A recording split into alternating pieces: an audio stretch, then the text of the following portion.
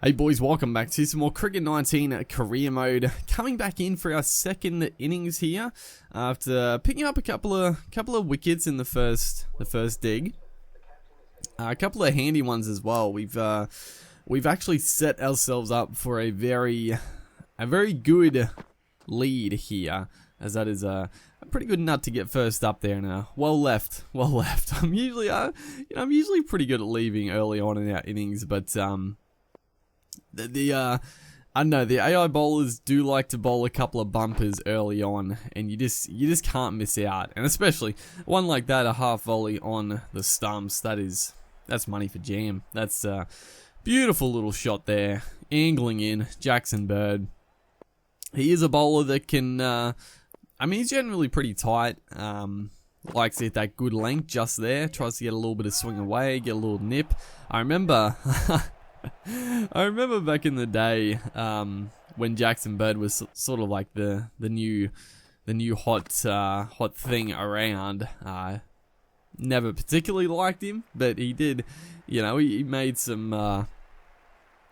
the test side a few times, and he was always talked about as the next Glenn McGrath, or maybe not next Glenn McGrath, but he was in that mold of a Glenn McGrath. And then there was a couple other bowlers that came around that were just better, and then, nowadays it's, Josh Hazlewood actually fits that Glenn McGrath role pretty well. No one's gonna top Glenn McGrath, or even really get that close, in all honesty. But Hazlewood, he does a pretty darn good job of Glenn McGrath type of bowler, as that is a beautiful shot through wide mid off. Bo Webster, we've had our troubles with Webster, but I feel like I'm starting to get used to his type of bowling. And I mean, he is the type of bowler we shouldn't really be getting out on a regular basis. Should be scoring, a fair few runs off him, honestly. So that's a cracking shot, beating that man. I didn't think we got it that well. I thought the man there mid-wicket was going to come across and cut it off, but we just got a little bit more timing on it than I expected, and races away for a boundary, leaving at the field is actually fairly standard. Not having a mid on is not necessarily the most unrealistic thing. More having a wide mid on, straightish mid wicket, square leg. And now they switch it. That's the one thing you gotta always keep your head on a swivel, as we almost chip it straight back to that man who just went to mid on. But you've got to keep your head on a swivel against the AI.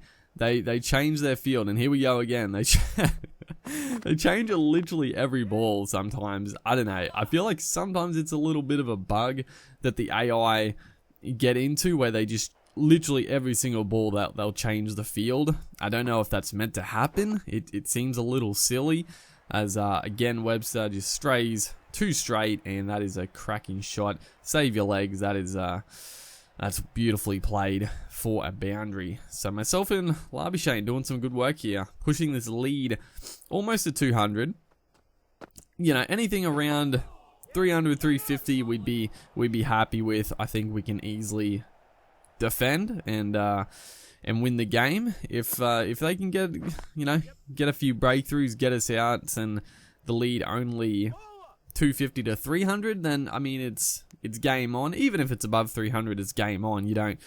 You can never tell on the game here. Sometimes the AI do come out and bat pretty well, but I think the bowling group in general, our spin to tie up and then get a few sneaky wickets, I think we've got it in us to defend some even some low scores. I think our bowling attack can definitely do the business, as that is again flicked beautifully. They're tempting us. They're tempting us. Obviously, he's spinning it this way into us. They're leaving that huge gap, and I mean, we're just taking full advantage.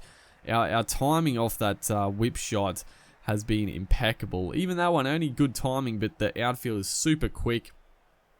And we're in such good touch that everything that's just in the middle of the bat is just racing across the field. So we move on to 34. Labuschagne is 31 of 82. That's another beautiful little guide there past gully. Just look at that.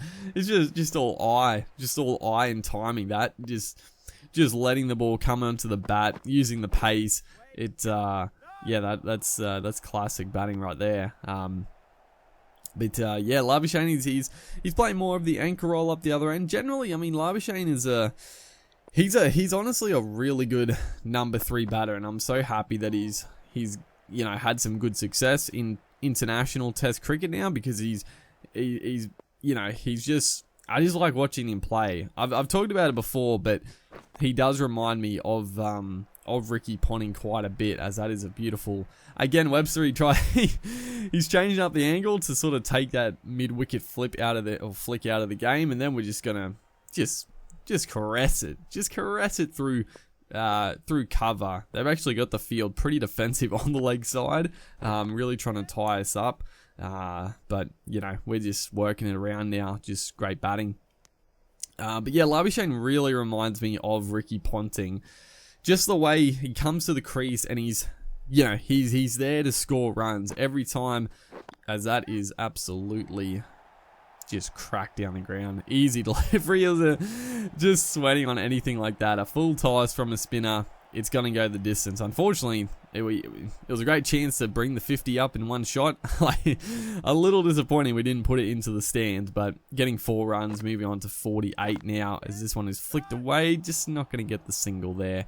Don't want to risk a run out, as Bell comes in. Going to whip it off the pads here. Going to push for 2. Probably should get it. Going to push hard, and yeah, we get it quite comfortably there. So a very solid innings once again, getting the 50 off 47. It's come quick time again, but it's been just solid batting. Nothing too extravagant. No real chances either. I'm happy with no drop catches or even plays and misses have been a absolute rarity in this innings. We've been sensational, but yeah, getting back to the Labuschagne discussion, just the way he comes out and just leaves the ball. He leaves the ball very similar to Ricky Ponting. He has when he first came on, he was very similar to Ponting. Now he definitely has got a bit of Steve Smith into the leave, which I find funny. I don't know if it was his plan to sort of copy Steve Smith's leave, but he definitely incorporated the flourish of Smith into the leave. But before, his leave was very, very similar to Ricky Ponting. The big step forward, getting the bat well out of the way, and just that big step forward, just taking it to the bowlers, even with a leave. It's just showing that you're there for business. So it's a pretty good bumper coming around the wicket. It's actually a rather difficult angle to sort of line up. Can easily get a little top edge or just miss it like that. Again, he's going short. We crack it, but it's going to go straight down the throat of the fine leg. Oh boy. That was the plan, I guess, around the wicket short stuff. I wasn't going to take a step away. We score a lot of runs with that exact ball and shot, but that time, Sandy, we fired up. He bowled a few good short balls, and he got the big wicket. So, going to be coming out of here to bowl. The Tigers are going to need, I think we didn't get that many. Target of 292, which is, it's anyone's ball game. They're off to a pretty good start, 1 for 72. Alex Doolan has been in some fine touch recently, and Bo Webster is a talented youngster coming through. But yeah, just the energy Labuschagne brings. He's looking to score. The way he plays the spin bowling, as there's a big wicket. Alex Doolan, who is looking very good, he tries with a big booming cover drive. It's a risky shot for a ball that's spinning quite a bit, and he got to, I don't know if that was, it was a bit strange. It was quite a deviation. I don't know if it was the inside edge or the outside edge, but great take from Pearson regardless, and that's a massive breakthrough. yeah, just the energy and just the productivity to get in and try to score. And that's what I loved about Ricky Ponting. Ricky Ponting still to this day is easily my favorite batter to watch growing up. He's up there. Like, I know everyone loves Smith, but Ponting for me, he was the best to watch. I just loved him. I just loved watching him. Every time he came out, he would take it to the bowlers. You know, aggressive but also solid in defense. Great to watch. And I just get that little glimpse from Labuschagne as well. So I'm excited to see the Australian Test team move forward, because I feel like it's finally started to get a little bit of security in the batting order. I mean, the openers are still dog shit, but but then you got Labuschagne, who has been pretty tremendous. As this one, Howard has missed everything. Labuschagne has been incredible, and then Steve Smith at 4. So 3 and 4 are like very good.